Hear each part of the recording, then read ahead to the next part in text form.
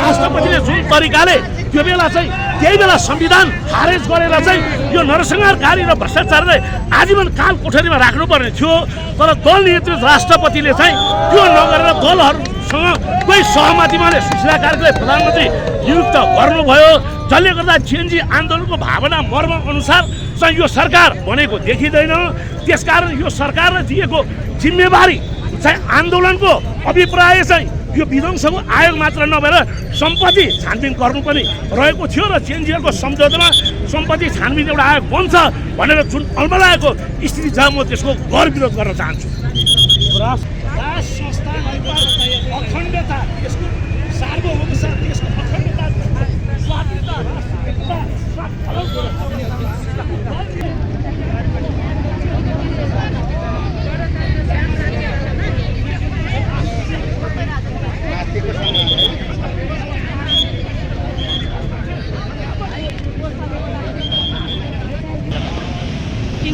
तीनटा कारण, एउटा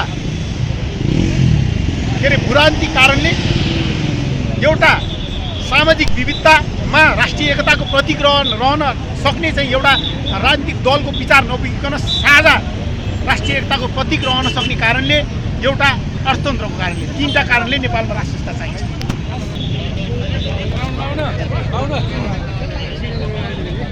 आज पृथ्वी जयन्ती, त्यही भएर हामीले चाहिँ भुल्न हुँदैन पृथ्वी नारायण शाहलाई भुल्न हुँदैन पृथ्वी नारायण शाहलाई भुल्न हुँदैन। हरि जय जय होस् पृथ्वी नारायण शाहको जय जय होस्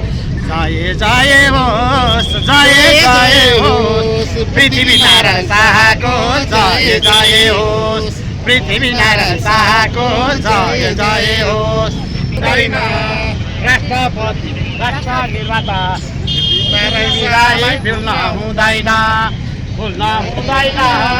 भुल्न हुँदैन मातृभूमि नेपाललाई भुल्न हुँदैन मातृभूमि नेपाललाई भुल्न हुँदैन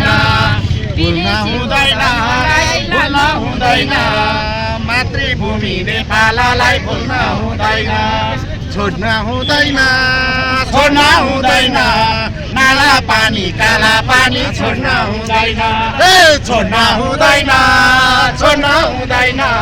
नाला पानी काला पानी छोड्न हुँदैन नाला पानी काला पानी